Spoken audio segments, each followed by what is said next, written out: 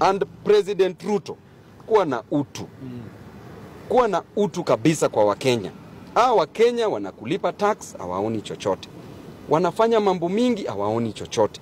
Lakini wewe umeamua lazima uadhibu. Samea Wakenya wajakukosea. Wasamee hawajakukosea.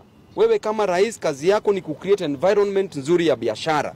Si kuhakikisha ya kwamba Wakenya wanadhulumiwa. Umeshadhulumu Wakenya kama Mkenya, tena unaleta foreigners tena pia wadhulumu Wakenya. Lakini Adani, be warned, you will not succeed in taking Jomo Kenyatta International Airport. And we are not going to allow that. Hiyo ni sawa. Na hiyo maandamano ya JKIA iproceed. Iproceed ni constituency yangu, mimi ndo napeana license ya demonstration. The demonstration at Jomo Kenyatta International Airport, I'm the one who gives the license and it should proceed. License iko open mpaka 2028. Watu wa demo kama ni kila siku. Asanteni sana. People not Kenyans.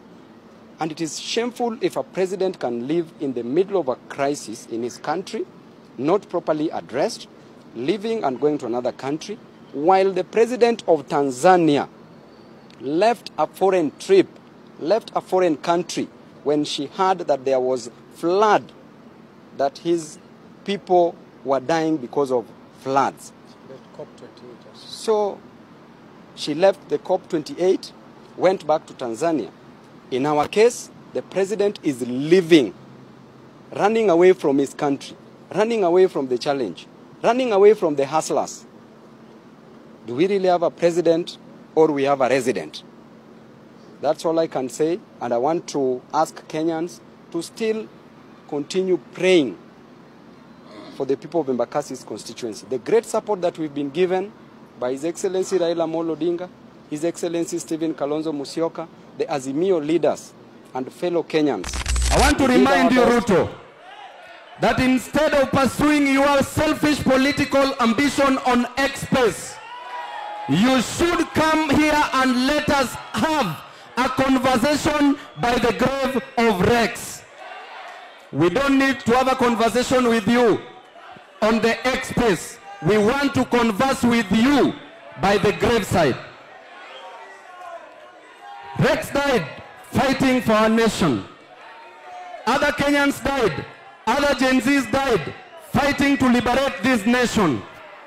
Because the cost of education is high. Because if you go to our hospitals, there's no medicine.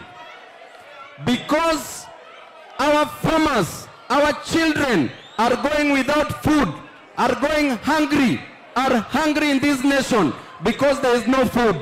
Because you are selling fake fertilizers to our farmers. And to your surprise, they are even selling, they even supplied us the money which was meant for tear gas. They ate it.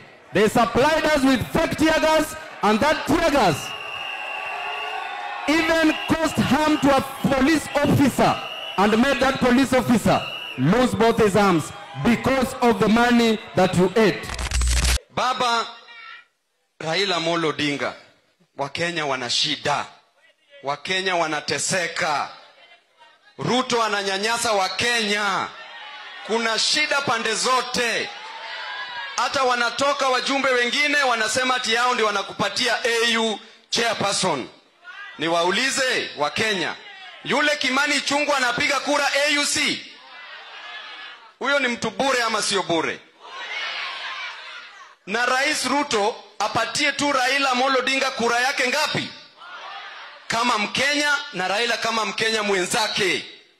Na kama hataki hatuwezi mbembeleza. Akae na hiyo kura yake. Kwa sababu huyu Raila Amolo Odinga ako na enough connections hii Afrika. Na sisi tukibembelezana kila wakati ndio upuzi mingi inatutokezea. Na Raila Amolo Odinga tunaumia. Kuna ushuru inakuja hapa mbele. Na hii ushuru inaumiza watu. Ukiweka avocado kwa boma ni ushuru. Ukiwa na kuku ni ushuru. Ukiwa na mayai ni ushuru. Ukiwa na gari ni ushuru. Saizi sasa wameleta kwa mkate ni ushuru. Baba, kabla hujaenda AU, tuitie tu maandamano moja tafadhali, tumalizane na huyu mtu. Ero urukamano. Hii Kenya, Ruto juzi alisema ya kwamba kila familia wapewe 10,000. 10,000 inaweza nunua hata kondom. 10,000 itafanya nini jamani? 10,000 itafanya nini? Hiyo ni madharau, sio madharau. Hiyo ni upuzi, sio upuzi. Rais mzima anatoka State House, anafanya renovation ya 900 million State House, kisha anakuja kwa mtaa, wale ambao wamepelekwa na maji, watoto wameharibu mavitabu, watoto wetu uniform hawawezi